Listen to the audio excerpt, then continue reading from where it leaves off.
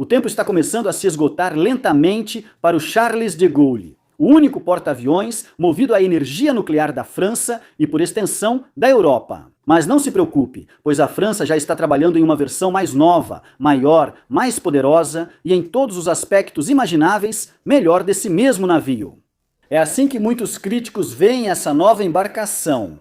Na realidade, o porta-aviões chamado França Livre, nome de um movimento liderado por de Gaulle que buscava soberania após o colapso de 1940, não é apenas uma versão melhorada da mesma coisa de sempre. Ele personifica seu nome, pois a França quer desenvolver sua marinha e conhecimento em construção naval de forma independente. Por isso, o novo super porta-aviões possui características de design inéditas em embarcações francesas. As rotas, ou melhor, o mar, que levaram a França ao desenvolvimento de seus porta-aviões nacionais, não foram fáceis. A France Libre é, na verdade, um resultado direto das muitas falhas que vieram com o projeto do Charles de Gaulle. Para entender a futura embarcação mais poderosa da Europa, é preciso relembrar a primeira grande barreira que a França buscou superar. Aprimorando o Charles de Gaulle. Segundo o Diretório Mundial de Navios de Guerra e Submarinos Militares Modernos, a França tem a segunda maior força naval da Europa, atrás da Rússia, e é a 8ª do mundo. No mundo, só Índia, Japão, Coreia do Sul, Indonésia, China, Rússia e Estados Unidos têm mais embarcações.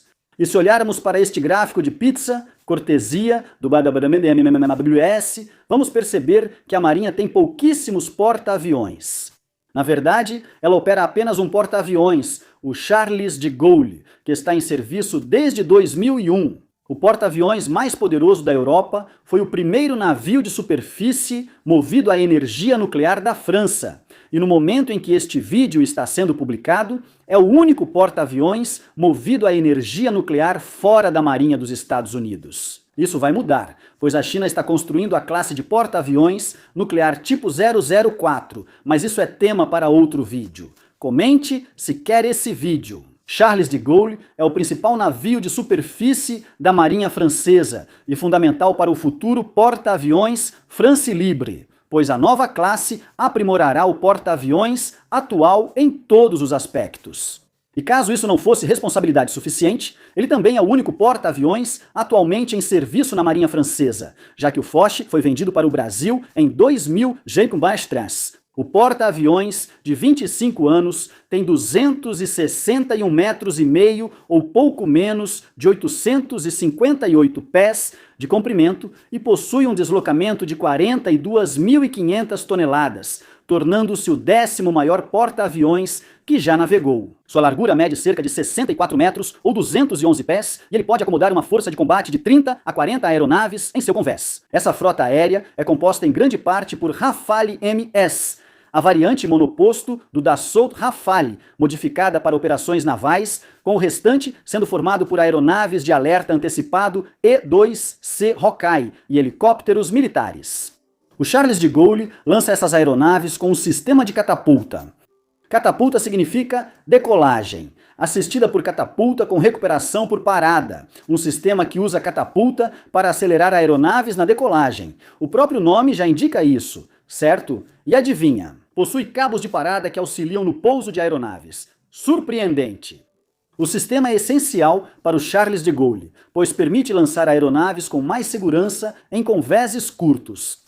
O porta-aviões francês é um dos 4 no mundo que usam esse sistema, junto com o USS Nimitz, USS Gerald R. Ford e o chinês Fujian. O sistema lança uma aeronave por minuto, permitindo que o Charles de Gaulle decole toda a ala Rafale em 40 minutos. O sistema de catapulta permite ao Charles de Gaulle lançar FA-18 Super Hornets e C-2 Greyhounds, embora essas aeronaves não integrem sua frota regular. Além de sua competente ala aérea, o Charles de Gaulle possui um arsenal respeitável, com 32 tubos de lançamento vertical para mísseis superfície-ar, Aster 15 e 12 células com mísseis de curto alcance Mistral. 11 canhões automáticos de 20 mm servem como última defesa contra mísseis, pequenas embarcações e aeronaves. O porta-aviões também está equipado com sistemas de guerra eletrônica de última geração, bloqueadores de sinal, sistemas de rastreamento de alvos e gerenciamento de combate, além de sistemas de despistamento e praticamente tudo o que você gostaria de ter em um veículo dessa classe. Operar toda essa embarcação e seu grupo aéreo requer quase 2.000 pessoas. Pode ficar no mar por 45 dias e funciona como hospital flutuante com 50 leitos, 2 salas de cirurgia, enfermaria de recuperação, radiologia, laboratório e centro odontológico. Quando se trata de propulsão, e essa é a parte que vai ser crucial mais adiante, quando finalmente chegarmos à França livre, o Charles de Gaulle é movido por 2 reatores nucleares de água pressurizada do tipo KK-15, que acionam 2 turbinas a vapor para produzir 82.000 cavalos de potência. Idealmente, isso significaria que o Charles de Gaulle pode navegar a uma velocidade confortável de 27 nós ou cerca de 50 km por hora. Na verdade, Charles de Gaulle enfrenta vários problemas. Os reatores usam combustível de baixo enriquecimento, chamado caramel, que requer reabastecimento a cada 5 anos, o que acaba contrariando o propósito dos reatores nucleares. O principal argumento dos reatores nucleares em porta-aviões é que não precisam de reabastecimento, economizando muito em combustível. O USS Gerald R. Ford, por exemplo, nunca precisa reabastecer. O Charles de Gaulle precisa reabastecer porque os franceses optaram pelo combustível nuclear chamado caramel, inventado na França e facilmente acessível pela Marinha, mas isso traz uma desvantagem. Combustível de baixo enriquecimento queima mais rápido que o de alto enriquecimento, e isso não é o único problema de ter um reator nuclear a bordo. Muitos críticos dizem que o Charles de Gaulle foi uma tentativa fracassada da França de superar os Estados Unidos, que tinham um único porta-aviões nuclear na época. A evidência disso são as falhas questionáveis no projeto, que mais tarde vieram assombrar o navio e sua tripulação. Reabastecer um reator nuclear é bem mais complexo do que abastecer um carro, pois requer uma revisão completa e demanda muito tempo. Charles de Gaulle fez seu primeiro reabastecimento em 2007, após 900 dias no mar, e o equivalente a 12 voltas ao mundo. E essa parada levou 15 meses. Como falei, não é como parar no posto de gasolina. Esse foi o período em que a Marinha Francesa ficou sem sua principal embarcação. A opção nuclear, além de demorada, exige alterações no projeto. Os engenheiros criaram um caminho livre entre o convés e o reator para facilitar o trabalho dos engenheiros nucleares, ocupando espaço valioso. Ao mesmo tempo, os 82.000 cavalos de potência gerados pelas turbinas do navio não são suficientes para atingir os 27 nós divulgados oficialmente. Segundo a Forecast International, empresa global de pesquisa em defesa aeroespacial, eletrônica e energia, o Charles de Gaulle nunca comprovou velocidade acima de 25,5 nós, seu máximo. Isso mostra que o principal navio da Marinha Francesa mal consegue acompanhar a frota de 25 nós, o que não é desejável para um comandante. O sistema de propulsão nuclear não foi o único alvo de críticas. Mesmo eficiente, o sistema de catapulta também apresenta desafios logísticos. Por exemplo, 1/4 de toda a tripulação do navio está envolvida na manutenção e operação da catapulta. E isso não só representa uma enorme demanda de mão de obra, mas também exige muita preparação antecipada e eleva o custo operacional do navio. Charles de Gaulle ainda está em operação até hoje e tem sido utilizado em todo o mundo. No momento desta gravação, está participando ativamente da crise no Estreito de Hormuz. No entanto, durante todo esse tempo, uma coisa ficou absolutamente clara. A Marinha depende de um único porta-aviões, o que limita suas capacidades de combate, pois o navio precisa ficar fora de ação por mais de 1 ano a cada 5 anos. É por isso que houve um movimento para construir um navio irmão em 2003, mas a ideia acabou sendo rejeitada porque ficou absolutamente claro para a Marinha que um segundo porta-aviões movido à energia nuclear simplesmente não era uma opção. Não era tanto um problema com o conceito de energia nuclear, mas sim o simples fato de que a França claramente não sabia como maximizar a eficácia dessa tecnologia. No entanto, a experiência adquirida ao projetar, construir e operar o Charles de Gaulle é de enorme importância para a França, já que a Marinha aprendeu muito com seus erros. O primeiro erro foi projetar o Charles de Gaulle com tamanho semelhante ao dos navios Clemenceau e Foch, que substituía. A decisão foi equivocada porque o tamanho de um porta-aviões deve ser definido pelo grupo aéreo que transporta, não pelo tamanho dos modelos anteriores.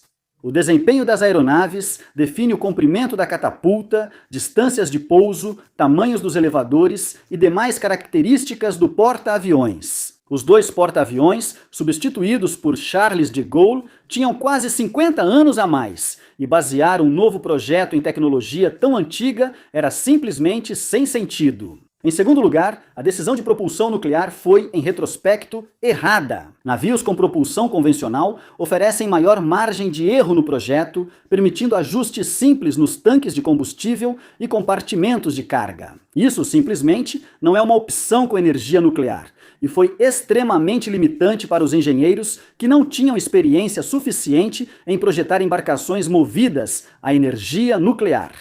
O erro foi de gerenciamento de projeto, com a produção do Charles de Gaulle sendo interrompida várias vezes. Isso estendeu o período de construção a um ponto ridículo, tanto que algumas empresas que deveriam fornecer componentes para o navio fecharam nesse meio tempo, e os engenheiros tiveram que agir rapidamente para encontrar substitutos. Essas 3 lições, no entanto, foram devidamente aproveitadas e levaram ao que se tornará o France Libre, o primeiro super porta-aviões francês.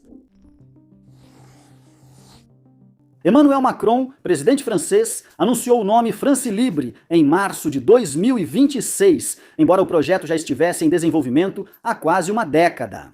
Na verdade, levou anos para a França chegar à decisão de que um novo porta-aviões era um investimento que valia a pena. O maior problema do Charles de Gaulle é a baixa disponibilidade por causa de reabastecimento e manutenção, que o France Libre busca melhorar.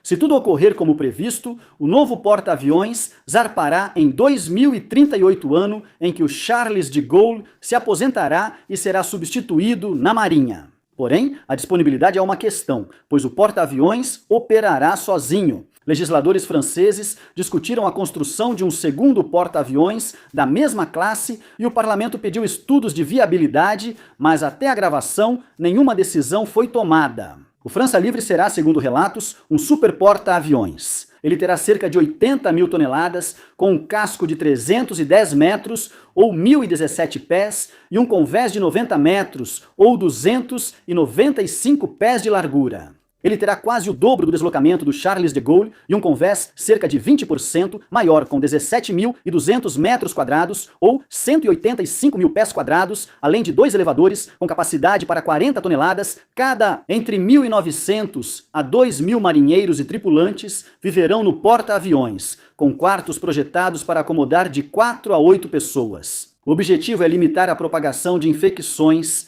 lição aprendida após o surto de Covid-19 no Charles de Gaulle, que infectou centenas de marinheiros. Não sabemos as medidas exatas, pois a montagem do casco só começará daqui a pelo menos meia década, mas este é o projeto apresentado até agora. E como diz aquela famosa frase do Homem-Aranha, com grandes porta-aviões vem grandes necessidades de energia, e o França Livre exigirá cerca de 110 mil cavalos de potência para propulsão e 30 megawatts para energia a bordo. Para ficar claro, isso é eletricidade suficiente para abastecer cerca de 20 mil residências europeias e mais do que o dobro da potência de propulsão do Titanic. Vai vendo! A pergunta para os engenheiros é: como eles vão fornecer essa energia? E a resposta é, claro, energia nuclear.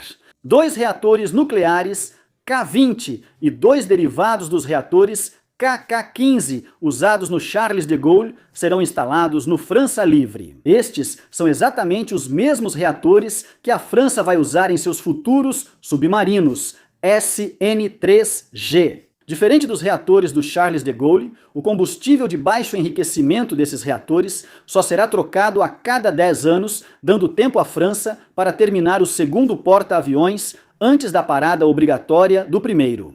O França Livre terá 3 hélices, diferente do Charles de Gaulle, que tem 2, permitindo velocidade máxima de 27 nós. Isso pode não parecer grande avanço, pois o Charles de Gaulle tem velocidade máxima similar, mas o novo porta-aviões pesa quase o dobro. O fato dele alcançar a mesma velocidade é impressionante. Escolher novamente propulsão nuclear após o primeiro porta-aviões nuclear não corresponder às expectativas ocorreu por dois motivos. Um é estratégico, outro operacional. No aspecto estratégico, a França não quer abrir mão da energia nuclear. Apesar de Charles de Gaulle não ser o ideal, a França continua sendo a principal força militar da Europa e não pretende desistir da pesquisa nuclear devido a um revés. Os engenheiros franceses aprenderam lições com as falhas do Charles de Gaulle e espera-se que o France Libre, ao menos, corrija essas deficiências. Em terceiro, a França busca manter e aprimorar suas competências nucleares, tanto para usos militar e civil, quanto especialmente para sua marinha. A falta de experiência com certa tecnologia causa perda de expertise, um fenômeno real no setor de defesa. O Reino Unido, por exemplo, optou por não investir em porta-aviões pesados na segunda metade do século XX e só lançou seus novos porta-aviões pesados, HMS Queen Elizabeth e HMS Prince of Wales, em 2014 e 2017, respectivamente. Esse período marcou a operação de porta-aviões leves pela Marinha Real, com metade da capacidade da classe Queen Elizabeth. Por esse intervalo, a Marinha ficou tecnologicamente atrás de outras forças modernas.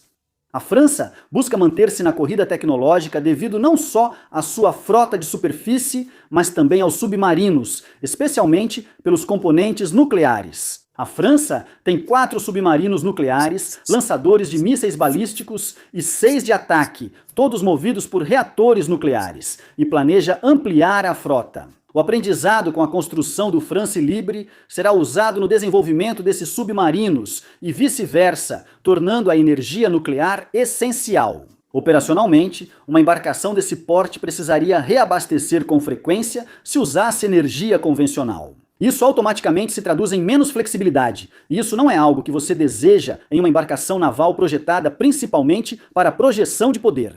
Esse sistema de propulsão seria mais barato de produzir e manter, exigindo menos pessoal, mas as restrições desse baixo custo não compensam para a França. Passando da propulsão para o mecanismo de decolagem e pouso, a França passa a integrar um seleto grupo com o France Libre, introduzindo o sistema eletromagnético de lançamento de aeronaves, também conhecido como EMALS. Esse sistema só é usado no USS Gerald R. Ford e no Fujian, enquanto a China desenvolve sua própria versão. O EMALS é superior às catapultas a vapor em quase tudo. Ele coloca menos pressão sobre a estrutura das aeronaves que lança, pesa menos, exige menos manutenção e tem custos iniciais mais baixos. Também é importante notar que as catapultas a vapor exigem água doce para produzir vapor, o que significa que o porta-aviões precisa gastar energia na dessalinização da água do mar, o que não acontece com o EMALS. Além de desperdiçar energia, o porta-aviões precisa de muito espaço para o sistema, pois as catapultas a vapor usam componentes grandes e requerem cerca de 450 kg de água por lançamento. Curiosamente, as catapultas a vapor, apesar de grandes, são muito confiáveis, mas seu ponto fraco é a falta de controle de feedback. Isso significa que elas tendem a lançar aeronaves menores com força excessiva, o que acaba danificando essas aeronaves. A catapulta a vapor a bordo do Charles de Gaulle, por exemplo, pode acelerar uma aeronave de 27 toneladas a 140 nós ou 260 km por hora ao longo de seus 75 metros de curso. Isso é muita força, e é mais uma prova de que os humanos foram colocados na Terra com o único propósito de descobrir diferentes maneiras de utilizar o vapor.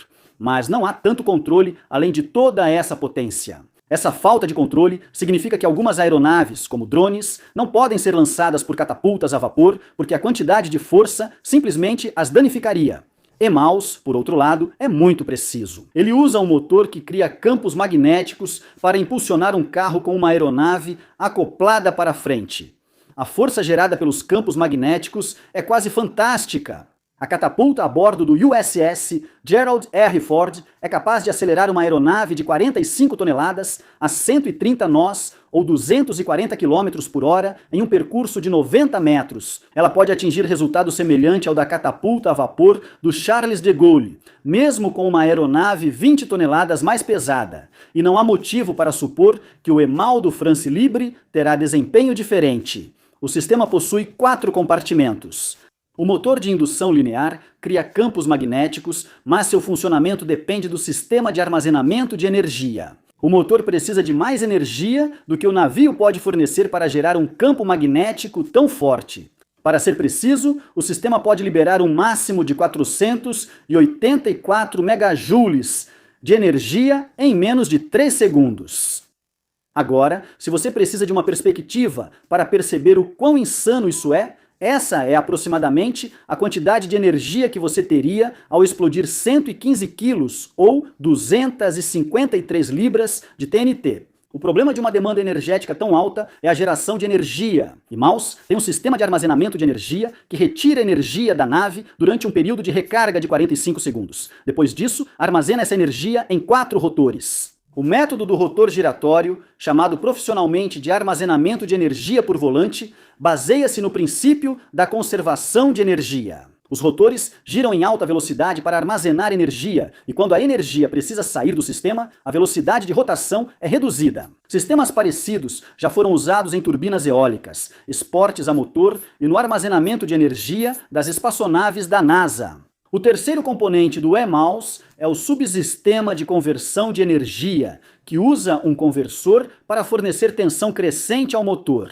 O diferencial do EMAUS em relação às catapultas a vapor é o console de controle. Diferente das catapultas a vapor, os operadores podem ajustar a força de aceleração do carro e da aeronave acoplada conforme acharem necessário. A força de tração permanece constante do início ao lançamento, ao contrário das catapultas a vapor, que variam a força e aumentam o estresse na aeronave. Ao comparar os dois sistemas lado a lado, o EMAUS se mostra superior em todos os aspectos. É adequado para todos os navios totalmente elétricos, que é algo que tanto a França quanto os Estados Unidos estão buscando, e pode lançar aeronaves com mais precisão e menos estresse na estrutura da aeronave. Oferece flexibilidade para lançar desde drones, que exigem pouca força, até grandes aeronaves que requerem esforço máximo. O sistema é bem mais eficiente que as catapultas a vapor, e os militares valorizam essa eficiência. As catapultas a vapor são muito ineficazes na transferência da força criada pelo vapor para o carro,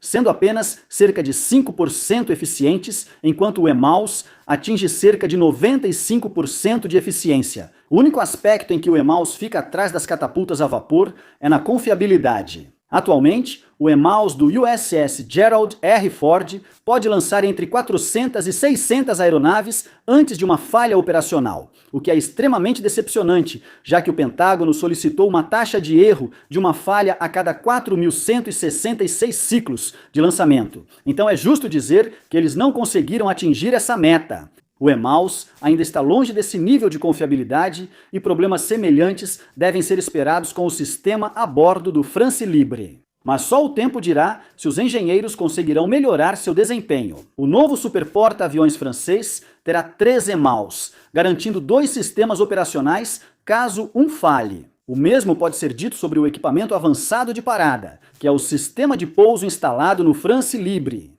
O AAG também é uma invenção recente, criada quase junto com o EMAUS, feita para recuperar aeronaves pesadas como o F-30 e 5 leves, como Vantis nos novos porta-aviões americanos. O equipamento de parada tradicional utiliza um cabo ligado a pistões hidráulicos para oferecer resistência à aeronave ao pousar no porta-aviões. Semelhante às catapultas a vapor, era uma solução única para todas as aeronaves. Exigia muita manutenção e frequentemente oferecia resistência excessiva a aeronaves leves. O AAG, no entanto, vem com um sistema de controle digital que determina com precisão a quantidade de resistência necessária para pousar suavemente diferentes tipos de aeronaves em diferentes velocidades. As turbinas de água armazenam energia da aeronave ao pousar, e com o sistema de controle permitem o pouso de uma gama mais ampla de aeronaves. O sistema de pouso reflete o de lançamento. Ambos, como o AAG, eram pouco confiáveis no início, com muitas falhas, mas foram corrigidos, melhorados e agora estão prontos para uso com vários caças multifunção e aeronaves de alerta antecipado. A França receberá o AG e EMAUS da General Atomics via acordo de vendas militares ao exterior com os Estados Unidos. Os novos sistemas de pouso e lançamento no France Libre são extremamente importantes. Eles buscam aprimorar o lançamento de aeronaves no novo porta-aviões, acelerar operações e aumentar o número de surtidas, permitindo missões mais longas e intensas. Nessas missões, o France Libre usará mais de 40 aeronaves, incluindo até 30 caças Dassault Rafale, até 3 E-2 de Advanced Hawkeye, até 6 helicópteros e um número não divulgado de Van Chase.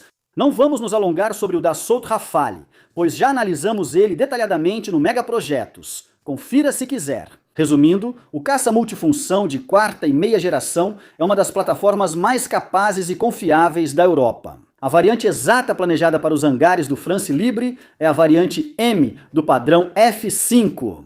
O F5 é a quinta geração do caça francês, com motores mais potentes, capacidade de levar mísseis nucleares hipersônicos, radar aprimorado, maior sobrevivência e possibilidade de operar com aeronave não tripulada ou ala leal. A variante M é uma versão naval adaptada para decolagem por catapulta.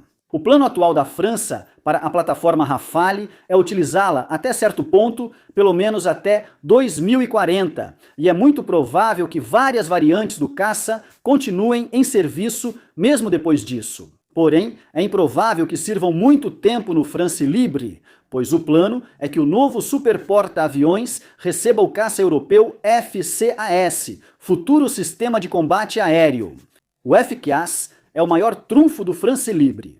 É de longe a arma mais poderosa que o porta-aviões vai operar, e ele foi, na verdade, construído para acomodar o novo sistema de combate. O novo caça vai ser muito mais pesado do que o Rafale de 5 toneladas e vai exigir instalações maiores para armazenamento e manutenção. O FCAS não é apenas uma aeronave. É um sistema de duas partes que consiste em um novo caça europeu e enxames de drones controlados por esse caça. Esses drones precisam ser armazenados como qualquer outra aeronave. O Eurofighter Typhoon provou que países europeus podem criar caças juntos, e este projeto repete isso com França, Espanha e Alemanha unidas em seu desenvolvimento. Pouco se sabe sobre o caça atualmente. O primeiro voo de teste está previsto para 2027 e o projeto deve ser concluído por volta de 2040. É fundamental destacar a dependência de drones. O novo caça não atuará sozinho, mas comandará um enxame de drones como um porta-aviões lidera sua frota.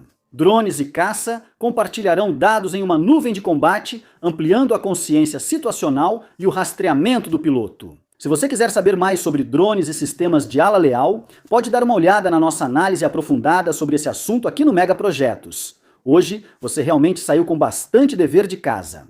Pelos poucos modelos vistos em shows aéreos, os drones serão bem menores que o caça. Por isso, a catapulta eletromagnética é crucial para o France Libre. Ela consegue lançar pequenas aeronaves leves com segurança. Você deve ter notado um padrão. O France Libre escolheu propulsão nuclear, apesar das imperfeições da tecnologia, confiando que a Marinha conseguirá fazê-la funcionar no futuro. A mesma metodologia é usada para o AG e o EMAUS, e agora se repete com o Sistema de Combate Aéreo do Futuro, uma aeronave que nem sequer existe ainda. Isso revela a crença da Marinha Francesa de que liderar o avanço tecnológico é essencial para manter a soberania. Com isso, podemos ver que o France Libre não está aqui apenas para substituir o Charles de Gaulle. Ele veio para ficar na vanguarda da arquitetura naval, com expansão planejada bem pela segunda metade do século XXI. Embora o sistema futuro de combate aéreo seja o grande trunfo do arsenal do France Libre,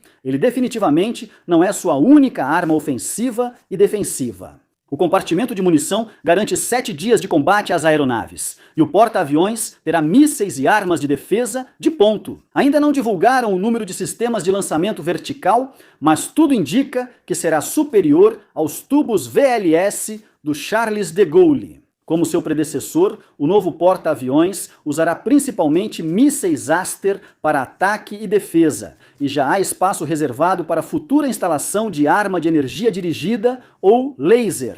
No balanço final, o France Libre é uma melhoria fácil em relação ao Charles de Gaulle. Ele transportará mais aeronaves, abastecendo-as com menos esforço, lançando-as e levando-as ao combate mais rápido e com menor desgaste. O novo porta-aviões também exigirá menos manutenção e tempo parado que o atual. As comparações com o USS Gerald R. Ford são inevitáveis, já que os porta-aviões são parecidos. Embora o navio dos Estados Unidos projete mais poder, a França nunca quis cruzar o mundo para provar algo. A França deixou de lado suas ambições coloniais no século XX, focando em seu território e, como outros países europeus, nas 13 colônias restantes fora da Europa. O PANG ficará principalmente no Mediterrâneo e regiões próximas, atuando mais na proteção da autonomia e soberania do que na projeção de poder, sendo o maior navio de guerra da Europa. O projeto, no entanto, é apenas um microcosmo de um movimento maior na Marinha Francesa, que atualmente está passando por um grande esforço de modernização e aumento do número de meios.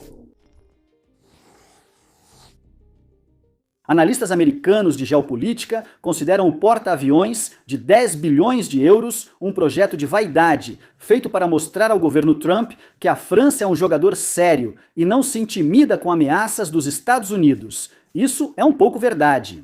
Donald Trump insistiu em ambos os seus mandatos que os Estados Unidos não são responsáveis pela defesa dos países europeus. E isso causou diretamente o aumento da produção de defesa local em todo o continente. A França tem sido, de fato, uma das líderes desse movimento. Ao mesmo tempo, a Marinha Francesa já precisava de uma renovação mesmo antes do esfriamento das relações entre os Estados Unidos e a Europa.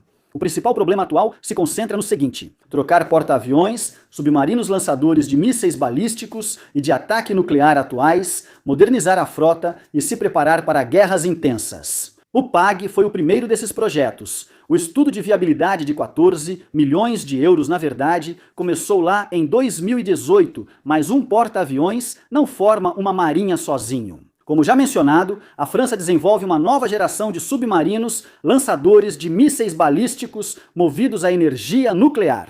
É por isso que a experiência nuclear adquirida com o Charles de Gaulle e a experiência que ainda será adquirida com o desenvolvimento do novo porta-aviões são vitais. Os submarinos da classe Invincible terão 16 mísseis nucleares, além de mísseis antinávio e torpedos. A frota de submarinos, que atualmente cumpre essa função, a classe Triomphant, está em serviço desde 1997 e tem previsão de ser desativada em 2035. Assim como o France Libre, esses submarinos serão construídos para durar, e espera-se que sirvam até 2080 ou 2090. A classe Suffren de submarinos, composta por 6 unidades, faz parte do programa de modernização da Marinha.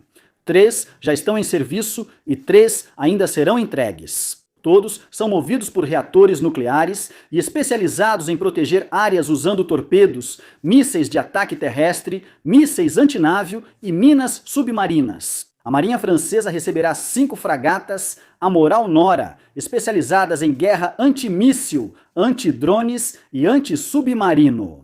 Uma dessas fragatas, que foi vendida para a Grécia como parte do acordo de aquisição, foi enviada para Chipre no início da Guerra do Irã, no começo de 2026, para proteger a área contra drones iranianos. A França adotará a Corveta de Patrulha Europeia, projeto conjunto europeu para patrulhar seus mares. A EPC se unirá a 10 navios patrulha oceânicos, que entrarão em serviço a partir de 2027 para substituir as antigas embarcações de patrulha de longo alcance da Marinha Francesa. Essas embarcações farão a maior parte da patrulha marítima, protegendo águas francesas e escoltando submarinos. O país também vai deixar de usar o E-2C Hawkeye, que é a aeronave atualmente em serviço na função de alerta aéreo antecipado a bordo do Charles de Gaulle, e passará a utilizar o E-2D Advanced Hawkeye. Essa aeronave operará no France Libre. e é capaz de guiar mísseis disparados por outra plataforma, como uma fragata ou um porta-aviões, e vai atuar como uma espécie de observador avançado para a Marinha Francesa. Além disso, a Marinha Francesa está introduzindo uma série de novos mísseis mar-ar, mar-terra e antinávio, juntamente com armas de energia dirigida, como o laser Helmer-P, que foi testado com sucesso em 2023. No geral, em menos de 2 décadas, a Marinha Francesa vai estar completamente diferente. Boa parte do seu time titular será trocada por jogadores melhores e mais jovens, e a última estrela a fechar esse 11 será o France Libre. Isso não será só uma versão maior e melhor do Charles de Gaulle, como alguns simplificam. Diferente de seu predecessor, o France Libre não foi concebido para correr atrás de outras superpotências globais. Ele lidera a transição da Marinha Francesa para um sistema de combate naval de primeira linha e de nova geração, e garante uma base sólida para o crescimento tecnológico nesta nova era de intenso desenvolvimento. Obrigado por assistir.